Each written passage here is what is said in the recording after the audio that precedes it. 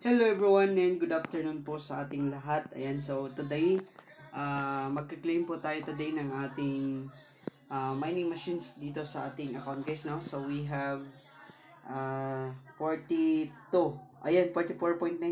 All in all, we have 47.16 po na magki-claim today dito sa ating account. So get all natin yan. Then as of today, meron po tayo $77.33. Yan, so dito po siya sa ZBS natin. Then i-try natin silip yung ating USD kung meron pa. Yan, meron pa tayong 0.39. Then dito sa account natin guys is, yan, kung mapapansin po natin, nandyan po yung promo natin na automatic po siya mag daily income ng dollars. Yan, so wala na po dito yung ZBS guys, no? So yung ZBS po natin dito is yung mga free mining machines po natin. So mahirap nang kunin itong ZBS. Ayan siya, pero yung old miners natin is hindi po siya naapektuhan.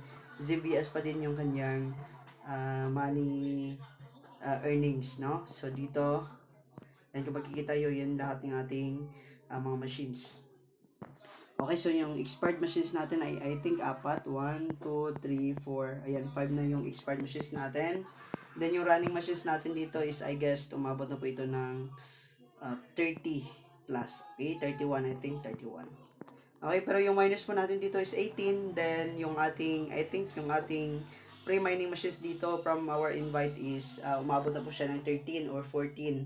So ibig sabihin all in all we have 32 machines dito na nagra-run dito sa ating account. So yan na muna yung update guys dito sa ating account. Ayan, kung bago ka pa lamang sa ating YouTube channel, nandiyan po yung link natin. Pwede po kayo dyan mag-register guys and of course mag-deposit po. Then, kung may mga question kayo regarding sa deposit natin, hanapin nyo lamang po yung video dyan sa YouTube channel natin. Marami po tayong tutorials dyan regarding po sa pag-deposit at pag-recharge po sa ating account. So, yan lang mga guys and happy earnings everyone and bye for now.